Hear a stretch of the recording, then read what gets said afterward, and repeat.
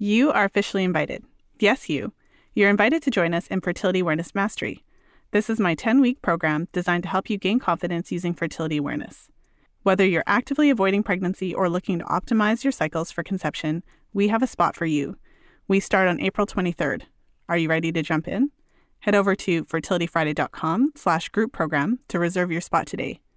That's fertilityfriday.com/group program.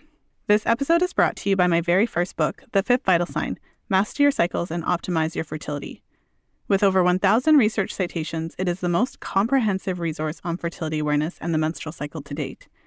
The Fifth Vital Sign is available for purchase on Amazon in ebook and paperback formats. Audio is coming. And you can grab the first chapter for free over at fertilityfriday.com/vitalsign. That's fertilityfriday.com/vitalsign. This is the Fertility Friday podcast, episode number 253.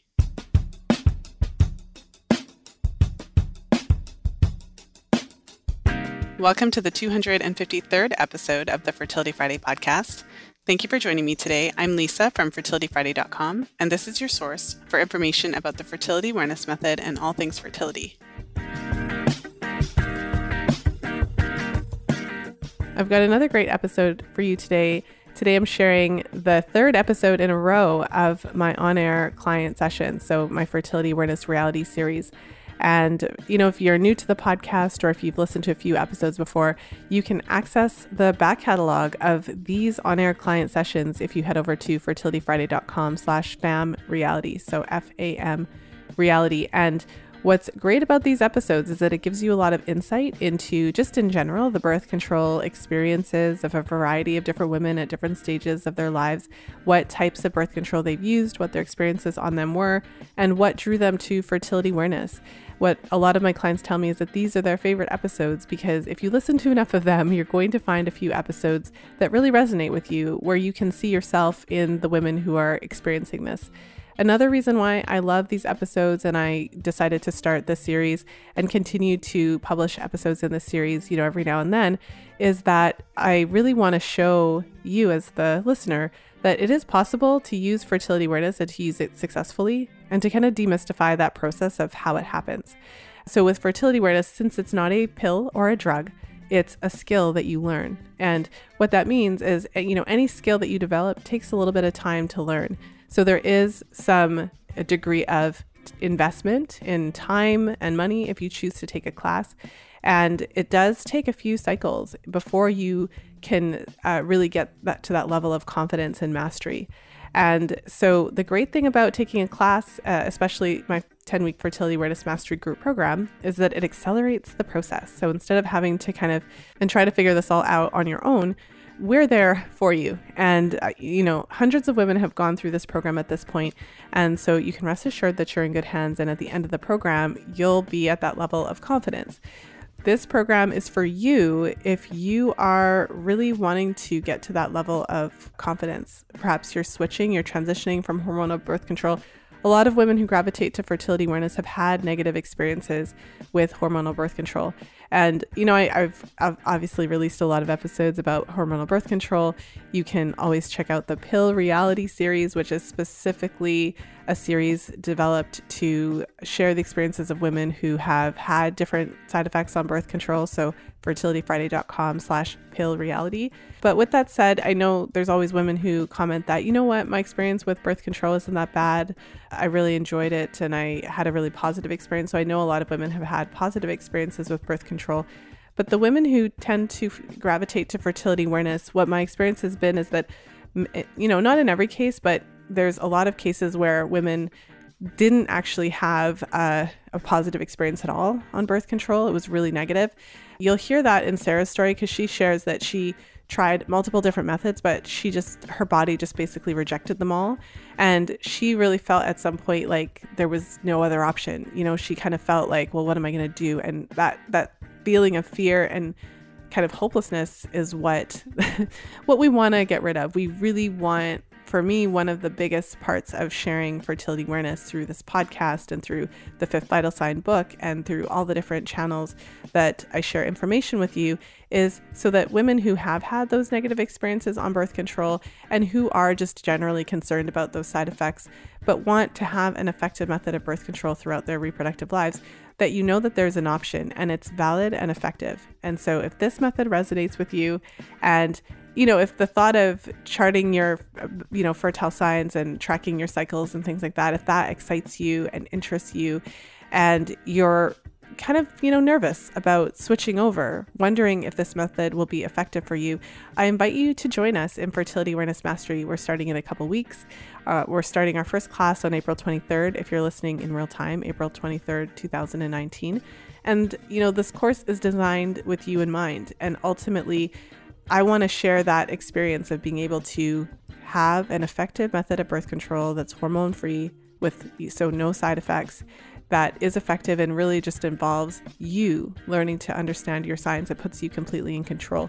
And I want you to know that it works. You can use it effectively when you go through the class and you learn all of the different strategies and also, the mindset pieces of it. A big part of fertility awareness is mindset. So there's a big part about understanding how your body works.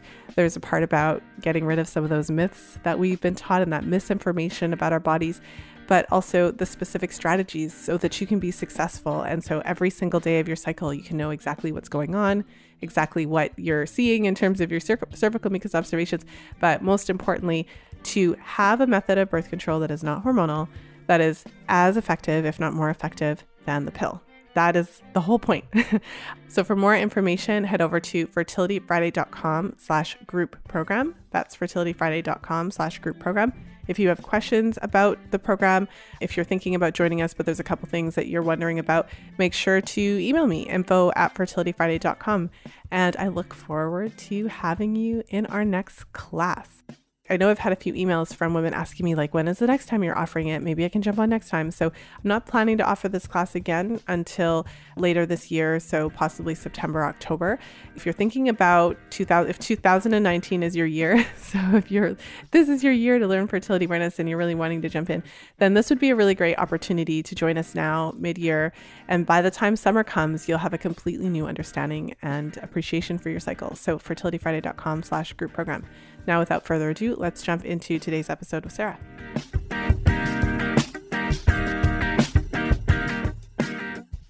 And I'm excited to be here tonight. Well, we're recording at night, but I'm excited to be here with Sarrah. Sarrah is a member of my most recent 10-week group program.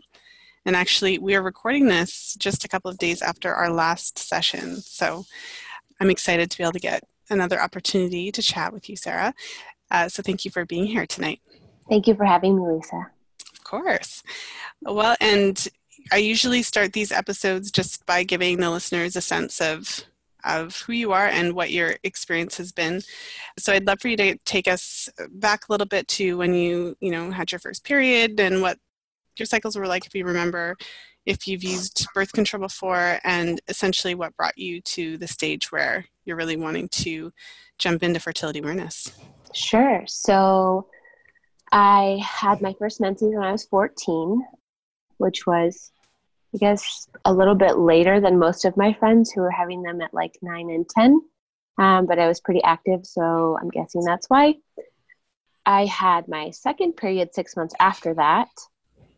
And then from then, I wasn't really ever regular to my knowledge. I never really had the need to go on birth control until college when I became sexually active.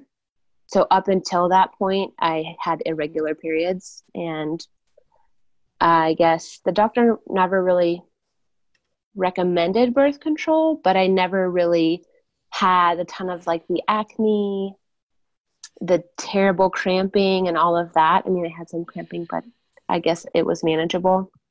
So I started taking birth control in my early 20s and was on and off of it for a decade about. I couldn't ever really find one that worked really well, meaning my body didn't seem to like hormonal birth control. I had daily crying episodes over no reason on one of them. Another one broke me out in rash. I had painful intercourse, which I now know could have been from the hormonal birth control. Yeah, so on and off for a decade, never really sat well with me.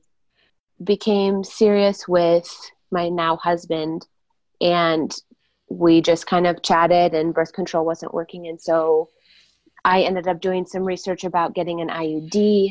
I didn't want hormones, so I ended up going with the copper IUD, the Paragard, which is no hormones. I had that in for about 3 years. And then I decided now in my almost mid-30s that it was probably time to have that removed. I was having really heavy, long, painful periods, breast tenderness, mood issues, and I wasn't sure if it was attributed to the IUD. I had listened to a couple of your podcasts around that, and so I decided to have it removed and try and figure out if my hormones were out of balance. Was I even ovulating? All of these types of things. I guess I should mention that before I started the birth control, so probably my very, very early 20s, I had missed my period for about 4 months. And I was on a probably every 2 months-ish, 6 weeks I would get it. Visited the doctor. They gave me prolactin to induce my period because I guess at that point it wasn't normal to have that go that long without one. And then suggested that I get a brain scan at a brain MRI because they wanted to rule out any kind of pituitary tumors and rule out PCOS. So I went and had a brain scan, went and saw an endocrinologist. Everything was pretty much inconclusive. There wasn't anything super huge. I was supposed to get a follow-up, but being a busy student in college, I never did. So not to say that I have PCOS, but I guess it was never really ruled out. And then, so I think through a series of just kind of searching for more natural methods, trying to learn about my cycles and just my health in general, and planning to hopefully prepare my body for having a baby at some point, I found you and here we are. Well, it's pretty standard for a lot of medical practitioners to, there's, in your case, you primarily were on birth control for birth control. Mm-hmm. And which is kind of like obviously the intended purpose.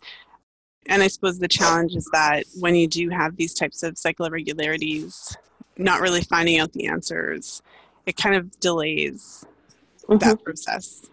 Very much. And so in your case, at this exact stage, you're not, well, are you, so the listeners kind of have a sense, at this stage, are you actively trying? Are you planning to be trying in the near future? What stage are you at with all this? I am actively not trying at this point. I am trying to understand more about my body, if I'm ovulating, when I'm ovulating, and get my hormones in balance and ready for a baby probably in the next year or two. But through doing my own research, listening to your podcast, there's a lot more involved that I would like to make sure my body is ready and prepared before even trying to think about conception. Mm-hmm. Well, I think it's helpful just to get that sense of where you're at with this, because it would be a lot more stressful if you were actively trying as well as dealing with all of this at the same time. But in your case, you're trying to figure all this stuff out. You have a bit of a window before you're ready. So just to...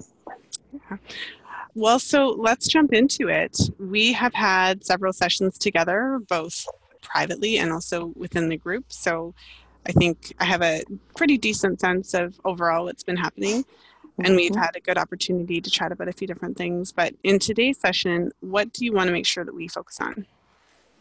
I guess, I don't know that I'm a normal case. I forget what you called it, but I don't typically have these dry days. I have a weird, I guess, seeing mucus most of the time. Continuous mucus pattern. Yeah. Maybe we could just talk a little bit about that, and maybe some other listeners have that, and aren't sure what's going on. Because I remember one of the first times I listened, I was like, wait, what? Cervical mucus? Like I'm supposed to have this and I'm not supposed to have this at certain times. And oh, that's what the white stuff in my panties is, and all of these things. Like you have it and you just think maybe it's supposed to be there or it's not, but you never really speak up about it. And I kind of wish I would have known all of this stuff like when I was a teenager and it was all happening. But just to maybe talk about the pattern that I'm seeing and to let others know that you don't have to be having these when you kind of get into it this dry day. You should. That's, I guess, more normal. Maybe I'm a little abnormal, but also what to look for to know maybe you should go get some further testing done. Mm-hmm. Well, I mean, in your case, so just to kind of put out there, the majority of the days of your cycle, you do see some sort of mucus that would fall into the category of kind of like lotion. But even so, when you do approach ovulation, you do have a distinct shift. So even though you do see some level of mucus virtually every day of your cycle, as you approach ovulation, we're still seeing a change. And so within the group together, we've outlined just the basic and normal parameters.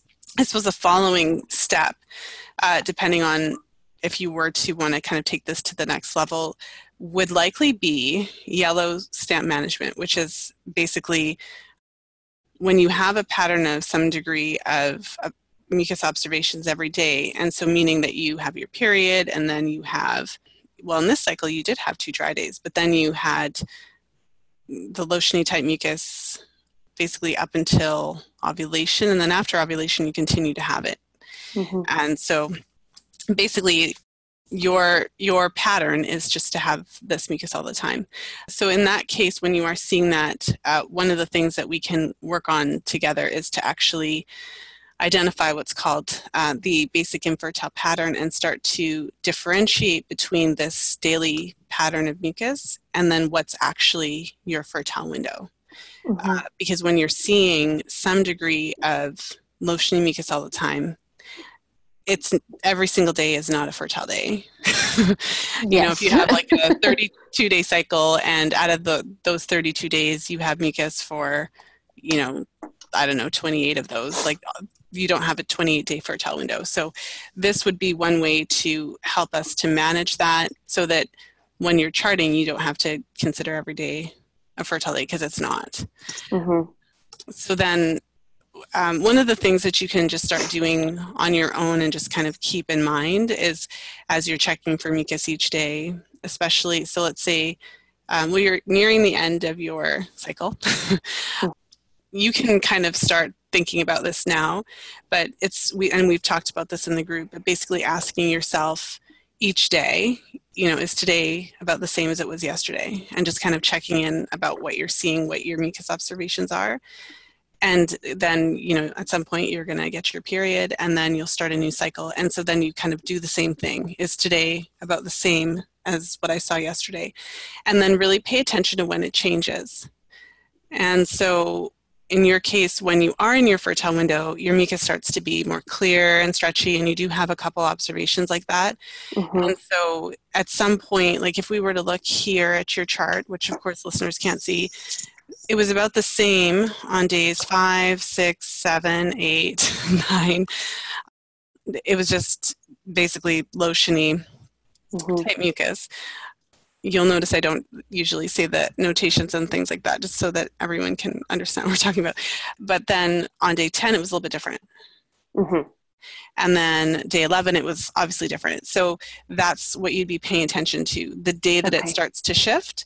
Okay. And this will help you to identify what your fertile window actually is, because it's obviously not all the time.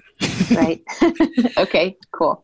And then, so when you see that shift, then you can think to yourself, okay, we're moving into the fertile window. And then you continue to basically see like clear, stretchy mucus throughout, and then it coincides with your temperatures. And we spoke a lot about the temperatures because we had a bit of kind of up and down and things like that. But one thing that we do see is that when you ovulate, your temperatures do shift and stay up.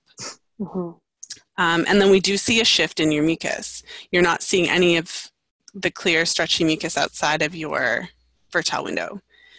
In the same way you would identify your peak day, so the last day that you see the clear stretchy mucus. And then once you see it shift back, even though you continue to have, again, we're back to the creamy stuff every day, but we see another shift. So in your mind, the way to manage this is to start paying attention to when it shifts. And in the same way that, when we were in the group together and we saw everybody's charts, in the same way that the other ladies would be looking for when their dry days become mucus days, you're looking for this shift from what it's usually like every day to how it changes in your fertile window. Okay, that makes sense. That's easier to think about for me than trying to observe a dry day, which I don't frequently have. Yeah. And we talked about some of the reasons why that might be. I suggested you just, it's like to rule everything out, make sure to just, get tested. We talked about that, making an appointment with your doctor, just to make sure, we want to rule out, could it be an infection? Could it be this and that? And it may not be, but we just want to rule it all out. And then also we spoke a little bit about some gut things that could be involved as well. So to clarify, it's really common. It's something that I do see. And so there is a certain percentage of women who do have some degree of mucus every day. And the way we're checking is different. For all of my long-term listeners will know already that when we're talking about checking for mucus, it's like with toilet paper, external checking. When you're checking internally, you will always see something every day. So this is different than putting your finger inside of your vagina every day and pulling out a little bit of white stuff, because most women will have some of that every day. This is different. This is actually checking with toilet paper, and every day there's something on the toilet paper. Just to kind of clarify. And so although it is common and a certain percentage of women will see that observation, it does fall outside of the normal range, and it does give us an indication that we should be looking into it just to make sure, because what we would ideally want to see is dry for the majority and the mucus only within that fertile window. Okay. Makes sense. You know all that already. I know. And I do have a doctor's appointment coming up to double check on everything. So we're doing this for the benefit of our very public-private conversation. Yes. Well, and so tell me a little bit, so you're very actively avoiding pregnancy. Tell me a little bit about how this has been, because this is obviously a bit of a challenge, because it's a little bit different observation than what we would expect. Anyone who's read anything about fertility awareness would be expecting to see all of the dry days, and you have all of the mucus days. So how has that been with the charting experience? Challenging, because like you said, I have mucus pretty much every day, and you're not supposed to. So, having sex prior to when I can absolutely confirm ovulation, it's protected or not at all. Just don't take any chances at this point. So it's really hard to figure. It's easier now that you explained it to look for a pattern, and then when does the pattern change?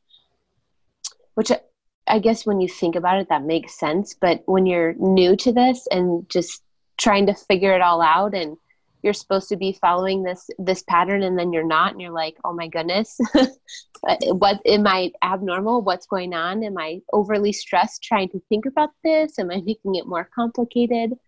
But just like anything, it's something new and it takes time to learn.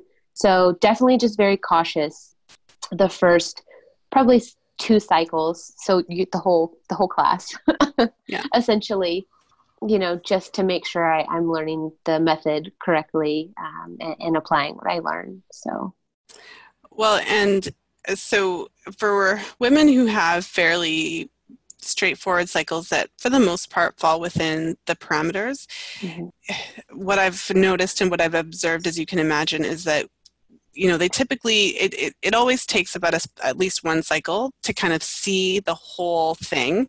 And then by cycle number 2, then, you've been around the block already, but it starts to click a little bit more. But in your case, because basically there's basic charting, and then there's a few situations that fall into a bit of what as an educator, what we would think of as an advanced kind of protocol. And so continuous mucus falls into that pattern, as well as let's say charting postpartum. And it doesn't mean that you can't do it and it won't be effective. That's not what it means. It just means that instead of it taking really one cycle for you to feel that confidence, it's like you have that one cycle, and then the one cycle, instead of starting to feel confident, you're just like, well, what is this about? That's exactly how I felt. I was like, everyone else seems to be getting it, and I'm just not. Like, it's not clicking for me. You have one cycle, and then it's kind of like again, there's an expectation that you're going to see what's in the book, and you're not. So there's a little bit of time that it takes to kind of get your head around what you are seeing. And then at this stage that we're at right now, this is when we can actually start strategizing, because now you have the experience and the practice. You're really comfortable with charting. You're very consistent. And so when I look at your charts, every day you're noting your notation. So you're really clear on what you're seeing. And so this is actually the stage where we could start moving towards, and it will take a little bit of time. In this stage, when you're always seeing mucus, this would be one of the situations where it would be helpful to check your cervix, because it's honestly, part of it is just for your own peace of mind, because then that gives you an additional sign. So in addition to paying attention and asking yourself that question every day, is today about the same as what I saw yesterday, you'd also be checking your cervix. And what you'll find is that when the mucus starts to shift and you start to see that transition, you'll also see that shift in your cervical position. So it'll match up and it'll help you to define it. And once you start to see that pattern, so let's say as you finish this next cycle here, like the following one, you kind of put all of this into practice and you start to see it. And then like the following cycle, you start to see it again. That helps you to become more confident. And then to the point where if you really start to see this and feel comfortable and you start to see that the cervix is closed, but then it starts moving and is more open and it's different, then that would be the stage at which you would, if you were comfortable, could consider the pre-ovulatory. It just that when you're having a continuous mucus pattern, it is going to take a little bit longer, and it is helpful to have a little bit more support to sort it out. Absolutely. Yeah. No, I think that's great. The cervix checking, I tried to do that. It's another thing that's kind of hard to remember. So I will definitely put a Post-it on my mirror and my wall to help remind myself to check. Yeah, one layer at a time. Yes. The first couple cycles were to kind of wrap your head around the mucus and the basal body temperature. Well, and then post-ovulatory is a bit different, because with post-ovulatory, you do have the temperatures. And now that we see that this is a pattern, and when I look at your previous two charts, it is quite clear and obvious, and you can see it too, that even though you continue to see some degree of mucus each day, it is very different than what you're seeing when you approach ovulation. So we can be very clear, okay, this is a pattern, and we know that after ovulation, that lotiony type mucus that you continue to see is not a sign of fertility. Right. Yeah. Yes. Your comfort level with post-ovulatory intercourse? I think I'm much more comfortable once I see that shift. But to your point, I typically will wait a couple of days, because for whatever reason, it looks like, at least for the two that we have, I will shift up and then I'll have some weird dips down. Yeah. So, and I'm not feeling ill. So I'm like, that's not from being sick. Is it really a shift? And then, I'll usually wait a couple of days to make sure that the shift stays above the line and doesn't drop back below or keep dropping back below. And maybe I was feeling sick or something. Yes, which is what we should be doing. So the conservative way of charting, we want to look to make sure that the mucus observations line up with the temperature. So you want to pay attention to when, in your case, the mucus isn't drying up completely, but we have a shift from the clear stretchy to the little bit of lotiony. So then you would do your, count of 3, your peak day plus 3. And then also when you're looking at your temperatures, what I always say is that the shift needs to be clear and obvious. And if it does drop back down, so had on day 21, it's always hard for me to read this, day 21-ish, you had, or day 20 and 21, we had 2 temperatures rise. And then on day 22, the temperature dropped back. So the conservative and correct way to do it is to wait until you have 3 temperatures in a row that are higher than the previous 6. And sometimes in this case with this chart, that means that you're adding quite a few days, but the temperatures didn't stay high until, so after the drop on day 22, we had day 23, day 24, day 25, day 26, all of those temperatures were kind of well above the line. And so technically it would be the evening of day 25, which is sometimes when you have a cycle like that, it can be really inconvenient unless there's something that you can kind of pinpoint. But even if there is an abnormal temperature or you had a fever or something like that, you can't use it. You have to wait until you have 3 normal temperatures. Okay. Yeah. And the rules are conservative for a reason. Yeah. That's why they're there. And so anyone can look at the chart and think to themselves, well, and that's why it's helpful to have the additional sign of the cervix, especially if you chart a couple of cycles and you start to see the patterns, because then at least you would, because the cervix, I always say like the cervix change is quite dramatic. Okay. And then once you see that for several cycles, you have a sense of what your body does in your fertile window and then what your body does outside of it. So having that additional sign can really help so that you know that, like, because they always line up to the hormones. So if your temperatures are totally out of whack one cycle, you've got like a super crazy fever or something like that, or then having the mucus plus the cervical position can help you to feel more confident. And one thing I'll mention is that there are different methods. Some methods are mucus only. And so based on the mucus rules, I'm not sure what happened on day 20 and 21. It didn't say. That's when I was having that weird thing happen with not being able to get in. Okay. Well, so let's just say for argument's sake that these were, like, you were able to check on these days and these were kind of the same. So with the mucus rules, you would identify the last day of your clear stretchy, and then you would count 3 days after. And so then you would have, like, day 22 would have been the day, essentially. That I ovulated, or no, would have been that I'd be safe to have. Yeah. Okay. So basically the 4th day after peak. Okay. So there's that, and then the temperature. But because of the dip, if we want to be super conservative with the temperatures, then we would be to day 25. That actually adds 3 more days. And then wait 3 more days from day 25. No, because we have 3 high temperatures in a row. Oh, I see. Okay, gotcha. But then if you were checking your cervix, for example, and your cervix shifted position, so if your cervix shifted position like day 19, and it stayed kind of low and firm from then you would have this additional sign so you would have more information. Right. Make you feel comfortable about whatever decision that you make, if that makes sense. Yes. Yeah. I'm always for more information. It just helps. Absolutely. Especially at the beginning of your charting journey when you're just getting used to everything, because there's still a part of you that's kind of like, does it work? Does it really work? And so having that additional piece of information, it just kind of puts your mind at ease. Like, it just, especially because, what I know is that it's very consistent, because these are changes based on the hormonal patterns that you see throughout your menstrual cycles. So the cervix doesn't just, it's not its own entity. Like, it just, it's whatever your hormones are doing is going to affect what it's doing. And it's very comforting and reliable. And, next year, this time, 10 charts down the road or whatever, your cervix is still going to be doing its thing. So during the fertile window, it's going to feel one way, and outside of the fertile window, it's going to feel another way. It's just going to, so the longer that you do this, then the more comfortable and confident you feel, because it's like old faithful. Like, it's just.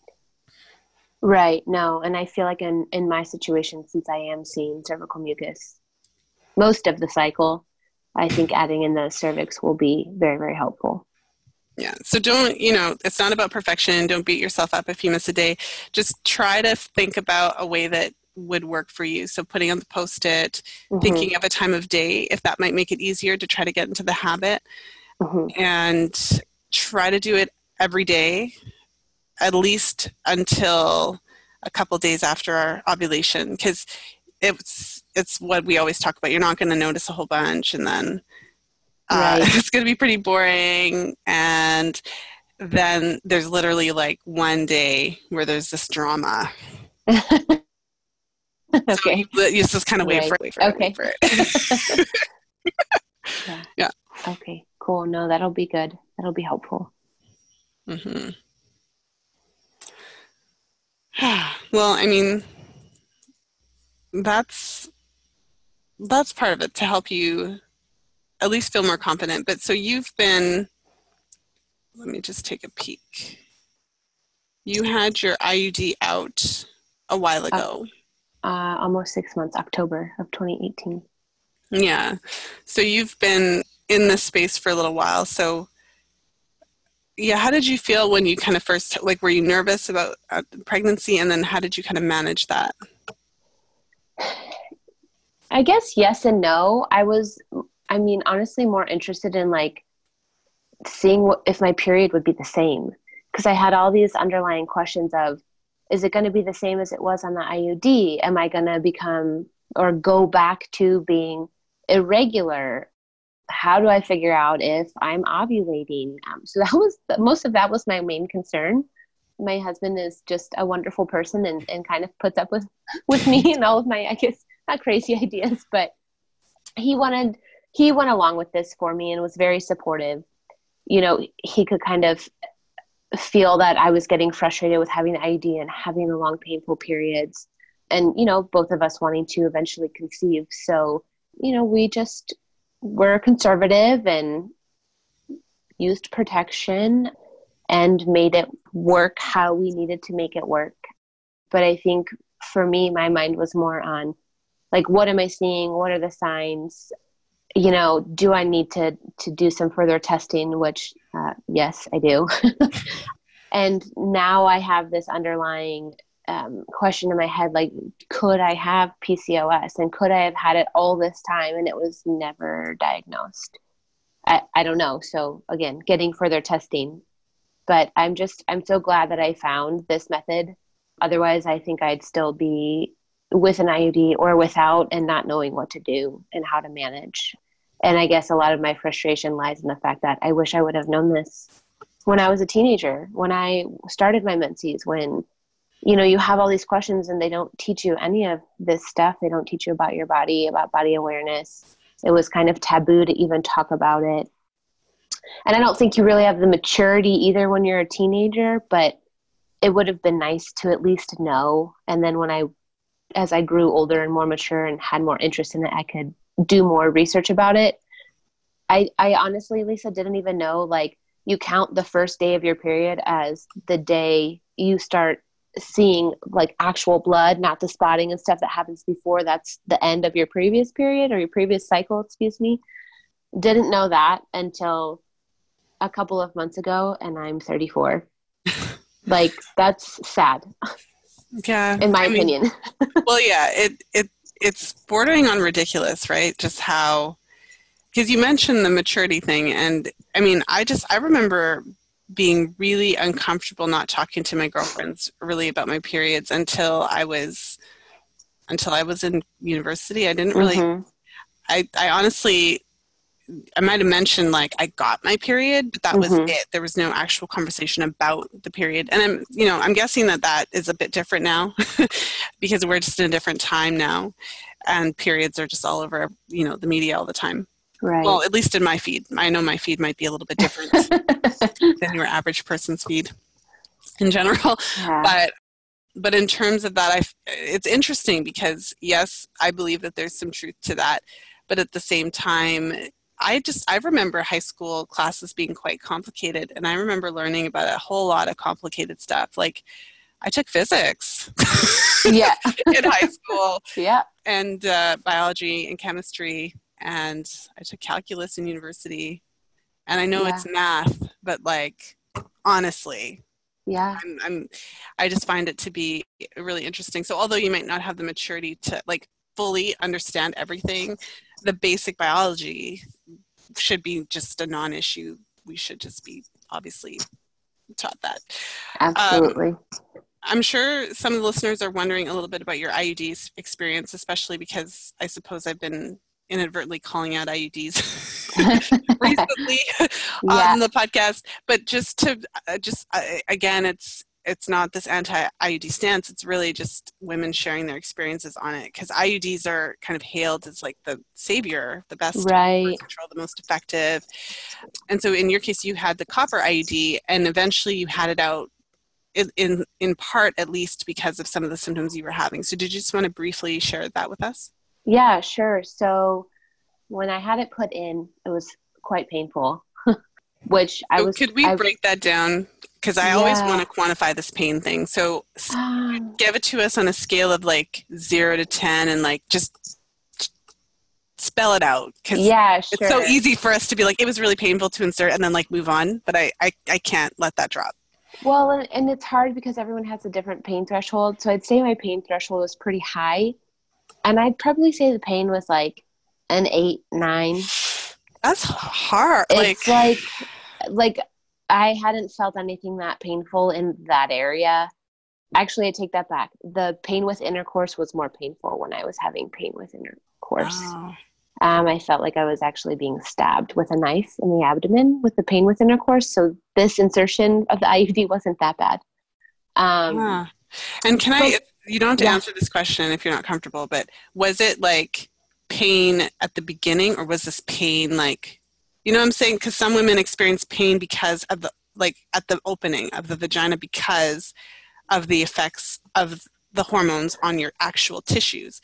Or was this like a different kind of pain, like internal? No, it was an internal pain. Okay. Yeah. It was like a pressure pinching. It's really hard to describe because it's not like something you've ever felt or thought of when you think of pain, really. And I remember like clenching my fists, and the doctor was like, I'm almost done. I'm almost done. So for the people who it doesn't take the first time, or it falls out, like I can't ever imagine wanting to like go back in there and be like, can you put this back in? If it wouldn't have stayed in, or it would have fallen out or ejected itself, like I honestly don't think I would have had it put back in, because then I at least was also in pain for like 3 days after. Wow. Like just cramping, like period cramping pain. So yeah, so that was no fun.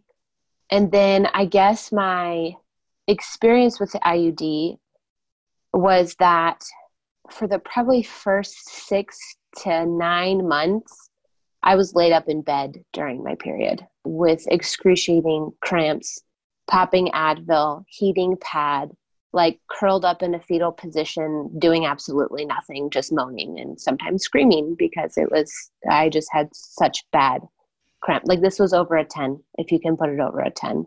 I couldn't do anything. I wasn't functional. Thankfully, it usually happened on the weekend, so I didn't have to miss work, but there were sometimes I had to miss work. So after about like 6 months, I was like, can I keep doing this? Like, this is terrible. And then after about the 9-month mark, it kind of let up. I still had painful periods, but I could get by with 4 Advil and still be in some pain, but not like curled up in a bed. But the weird thing was my periods were 7 to 8, maybe 9 days long, very heavy, but I would stop completely in the middle. Like I would stop for a day. So I don't know why. I asked the doctor and they said, oh, that's normal. Everyone has a different experience with it. I was like, okay. But then I started kind of trying to pay more attention to how I was feeling throughout my cycle. And I just started noticing like mood swings, a lot of irritability, lots of headaches also. My husband would always tell me, you have a headache every day, Sarah. And I'm like, really? He's like, yeah. So then I had like a headache tracker, and it was very frequent. I was having headaches. So just kind of started digging and doing a lot more research. Obviously, I found your podcast, and I was like, it's time to have this removed and find out if this is what is the cause of all of these things, or if I have something else like underlying going on, and then this is just masking it. So that's why I chose to have it removed. And so then once you had it removed, what happened to your periods, and then what happened to the headaches? So my periods, are pretty much non-existent, which is weird. So my charts look like I'm ovulating, and then I have my period, and it's 2 days of kind of spotting / maybe a little bit of flow. If I fill up 2 tampons, like 2 regular tampons over the 2 days, that's a lot. So I'm not having, and people might be like, oh, that'd be wonderful. But I know enough now to know that that's not normal. Like if it was 2 days of a steady flow, it'd be okay. But I'm a little bit concerned because it's been a clear pattern, the same pattern. The first month I was like, okay, I just had the IUD removed. Like maybe it's just a weird wonky thing, whatever. And then the second month happened and I was like, And now we're like almost 6 months later and I'm like, something else has to be going on. Like this can't be normal.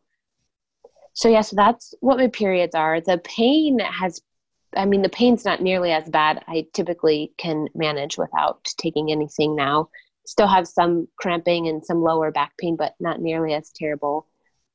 The headaches come and go. They're not nearly as frequent, but I've also been doing a lot of massage therapy and chiropractic adjustments, which I think has been helping with the headaches. I think it could have been potentially a combination of that and some hormone stuff going on. Because I'm still getting them, but just not almost every day. And before the IUD, so you had the IUD in for a while. About 2 years. Yeah. But before the IUD, you were on on and off different pills. So were the migraines just there, like even on the pill? I can't really remember, to be honest. I don't want to say yes or no because I really don't remember. It never really occurred to me until my husband was like, you tell me you have a headache every day. And I was like, that can't be true. He was like, no, it is. Because you say things and you don't, I don't know, I guess it's just being aware. And I guess I just wasn't that aware at that point. Yeah. Well, I mean, your journey has been an interesting one, just in that your body kind of just overall, your body has rejected, like you rejected the hormones and then the IUD, but you kept it in for a while. So, I mean, was it obviously because you were like the symptoms, it sounds like were just specifically like period. It just was like a really hard, awful period. But then outside of that, it was okay. Yeah. And it's funny, like, I guess, up until these last couple of months, I never knew that your period was not supposed to be painful and that you weren't supposed to have all these side effects and like these mood swings. And like, obviously I knew about PMS, but like never occurred to me that I shouldn't really know when my period's coming. Like I shouldn't have the symptoms of PMS or like sore tender breasts or severe cramping telling me, hey, your period's coming. Like those really shouldn't be there and your period should be painless for the most part. So I guess I never really thought twice about it because also all of my friends and stuff, like we discuss period stories and pain stories and like, how was your, this month and what have you tried this month to, alleviate some of these symptoms? Hey, I found seed cycling. You should try it. It seems to help. Like I just didn't know any of those things and I didn't know that your period was not supposed to be painful. Yeah. Yeah. I always find it to be interesting. And I mean, that's why whenever someone tells me about pain, I kind of stop and ask them to elaborate because we could have just skipped over that, like for the, like not the period pain part, but the IUD part when you were like the insertion. But then when we talked about it, you said 8 or 9 and that's high pain. Yeah. And then, the period pain and cramping that you mentioned, like 10 and above when you had the IUD. And it's horrifying to think if that's normal. What I'm trying to, sometimes things kind of run together, especially when I have multiple sessions. But I was speaking with someone this week. We were talking about period pain and I basically asked her, okay, so just for a minute, just humor me. Imagine the pain that you had experienced when you had the IUD during your period, if your husband had that pain in his penis once a month. How he'd do you be at think the he would? doctor. All right. Okay. Yeah, he absolutely. All right. But it's so interesting that for Yeah. us, we think like, because this is the culture. That's why we need to kind of call out and question this foolishness. Because honestly, like all women, all of us, Yeah, we all have a high pain tolerance. I It's agree. crazy how much pain that we can tolerate, and we don't even bat an eye at period pain of 7 and 8. We just think, oh, Mm-mm. whatever. I Yeah. gotta take however many Advil every 6 hours until Yeah. I hit day 3 or whatever, Yeah. and that's That's like, just normal. I heard an interesting fact about, it was something like the working on making male birth control, and it was something around the fact of like, if you told a male you would take this 1 time a day to prevent getting a woman pregnant, but you had all of these side effects, would you take it? Absolutely not. Like, they all say no. But yeah, just kind of a interesting tidbit, I suppose, Yeah, looking at it from the other viewpoint. yeah, that they're working on it. I would be curious to know as well. I had an interesting discussion in my Facebook group actually about the concept of hormonal birth control for male, because there's a part of me that very much says, well, if you look at the side effect profile of women, there have been tests done on hormonal birth control for men, and the side effects were the mirror image of the side effects because it suppresses testosterone, which then suppresses sperm production. It's very much similar to the concept of suppressing estrogen and progesterone to suppress ovarian function, and that has profound effects on women, increasing their cardiovascular risk factors, and we could go on, but we don't need to because I've got all the episodes of that. So if there's no reason to assume that it's just a totally safe, and they called off the one study they did already. So to think about, should we be subjecting men to this? Like, maybe there's a better solution for everybody, as opposed to what you said. Would you be willing to take this every single day because you might have sex with a woman occasionally? Yeah. Well, so we've kind of gone down the rabbit hole a little bit. Sorry. No, I think that it's good, and I appreciate you, taking some time to share a little bit, filling in some of those gaps, because I know, just as women, we appreciate hearing it, and I know there's at least one woman who's listening to this podcast who heard your story and had that click of like, oh, wait a minute, so this pain isn't normal. Right. No, it's very much not normal. Common though, a lot of us do have the pain, but it doesn't mean that that we should be having it, or that it couldn't indicate something more serious. So just to put, because you still experience some degree of pain with your periods, even though they're so light. And so I'm sure we talked about this a little bit in the group, and I know we went through and talked about period pain, but it's one of the things to put on your radar, to kind of think about what that could mean, because the level of pain that you had with the IUD, it seems excessive to me, even knowing that the IUD does increase pain. And you did mention though that when you were younger, you didn't really have like painful, problematic periods. No, not that I remember. They were just quite irregular. I'm sure I had cramping, but nothing that I remember that would like keep me from doing things. Yeah. So,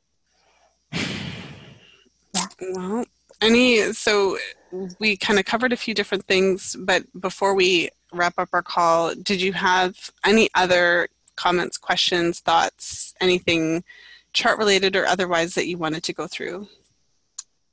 No, I think that's it. All right. Well, I mean, you and I, because we were in the group together, I know that you have a lot on the horizon. You've been advocating for yourself. You've been finding support, functional practitioners. So you've got like a lot of things coming up just to really start getting to the bottom of all of this. So it's interesting because, we're at the end of the 10-week program, but you're really at the beginning of your charting journey. Yes, very much so. I will keep on charting.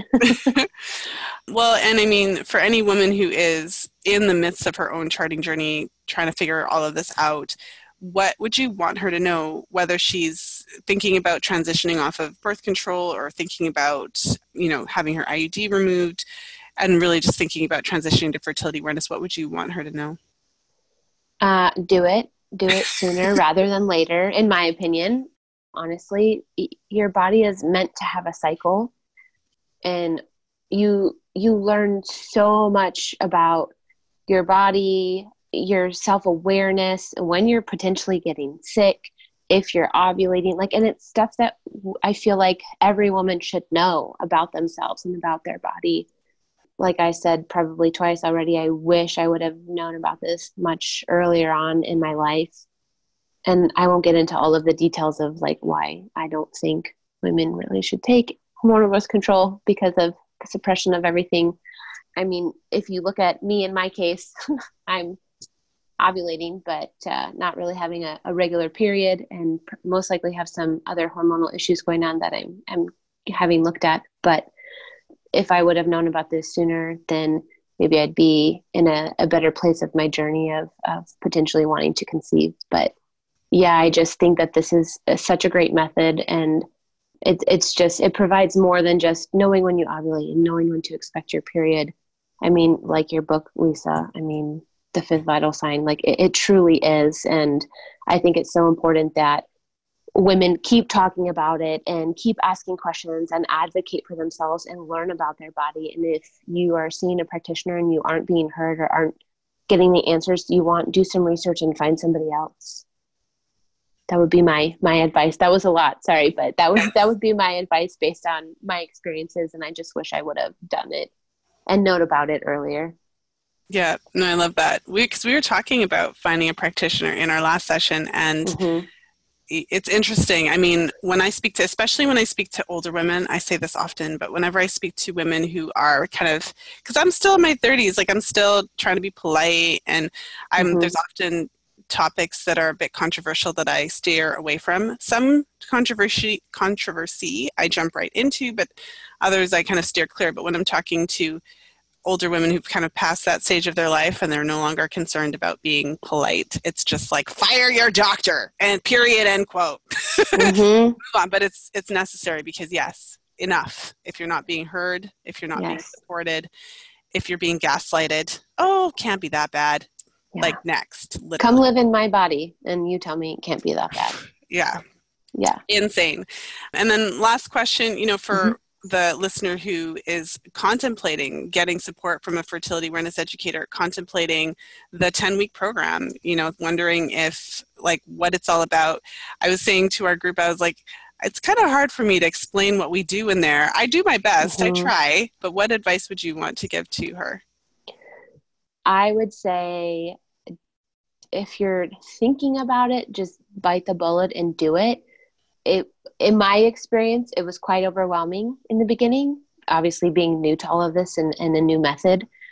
And then also in my experience, I was a bit frustrated just because I wasn't seeing your typical flow of mucus. However, that being said, I found out so much more about myself. And, Lisa, you take the time to speak with each of us one-on-one, and the hot seats are just wonderful. And it's really great to have a group of other women who are going through the same thing. And even though we all are different ages and different phases of life, and some trying to conceive and some not, you learn so much from each other and about everyone else's cycles.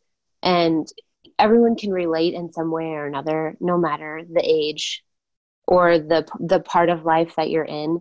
And I mean, I just think even that, and just having that group, even still, not that the class is over, and still being able to have that communication, I think is just a really wonderful trait versus kind of like a one-on-one, because you just don't know what you're missing out on in a one-on-one and with a group, especially when something's quite new to you.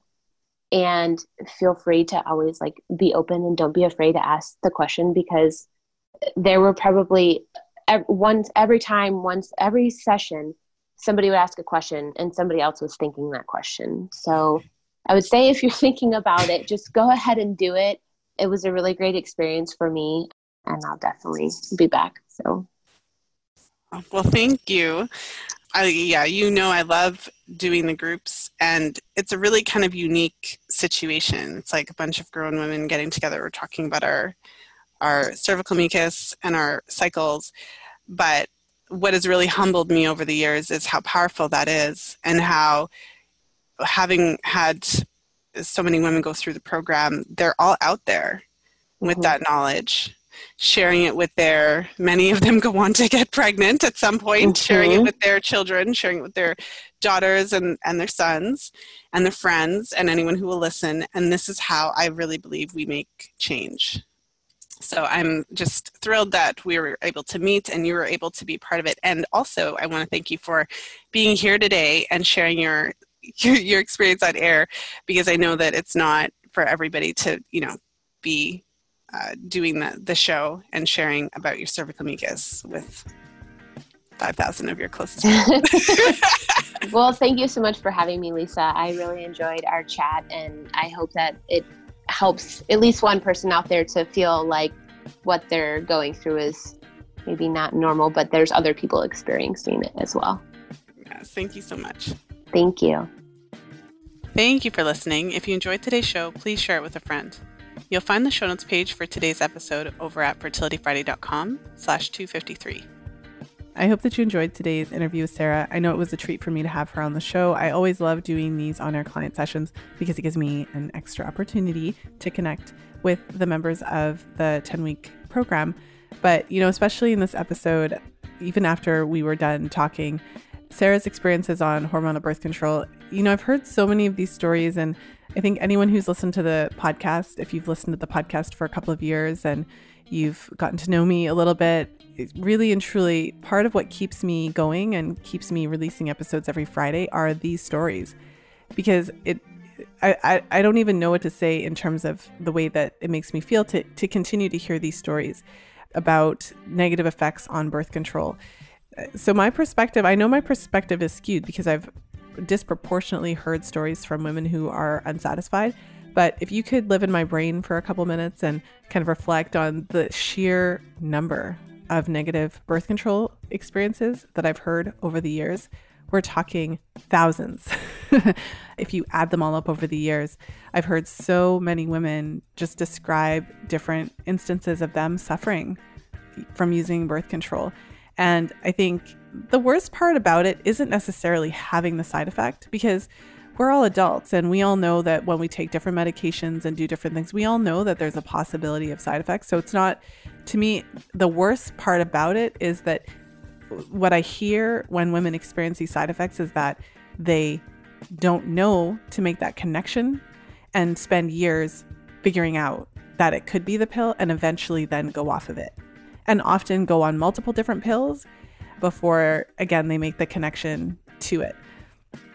And that's the part that really gets me, knowing that there are women who are suffering right now, whether it's painful sex or depression, low libido, anxiety attacks, recurrent yeast infections, whatever the side effect is, and they don't know that it could be related. So they potentially put up with these side effects for years.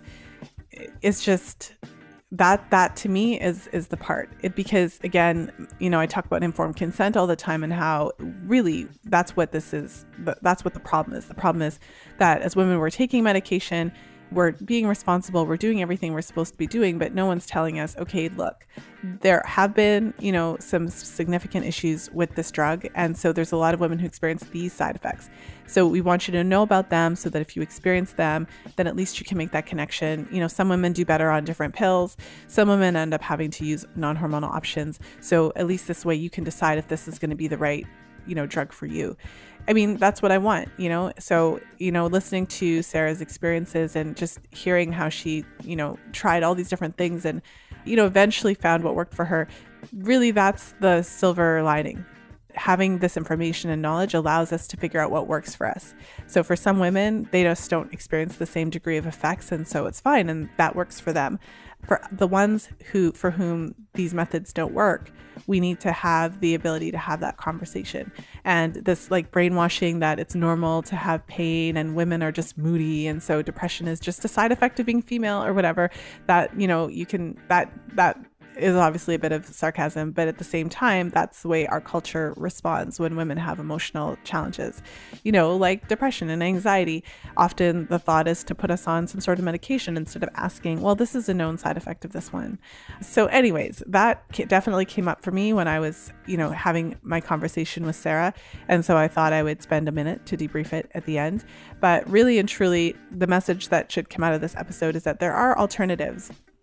And so not every woman is going to want to choose fertility awareness as her primary birth control. But if this is what resonates with you, and if you're ready to take that plunge, if you're ready to say goodbye to hormonal birth control forever, but you really want to have that same level of effectiveness, this is 2019 as I'm recording this. As women, we have come accustomed to having access to birth control that is effective, that is nearly 100% effective, meaning that we can rely on this birth control for the most part, to prevent us from getting pregnant until we're ready. And so, that is the goal with fertility awareness, to get you to that point that you can really feel good about using fertility awareness, but it's not like you're getting, you're actually getting a better birth control method with the same level of effectiveness as you would with, any other method.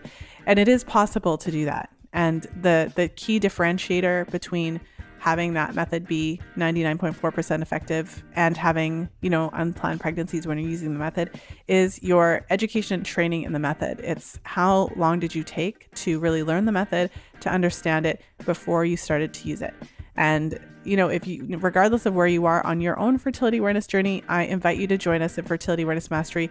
If you are ready to, this is it. You found the method of birth control you want to use, but you just want to make sure that it's going to work, that you can rely on it at whatever stage of your fertility journey that you're on. And, for those of you who are planning to conceive in the future or actively trying to conceive now, or have been trying to conceive for a while, wanting to make that connection between your cycle and your overall health. So wherever you fall on that spectrum, I invite you to join us at Fertility Awareness Mastery. Head over to fertilityfriday.com/group program for more information. We would love to have you in the group, and we start in just a couple of weeks, which is why I'm talking about it, because this is a great opportunity for you to jump in and be able to check that box, to check the birth control box without the hormones. So yay to that. And so I just want to thank you for spending some time with me today, for tuning into the podcast, for sharing the podcast, spreading the word about Fertility Friday.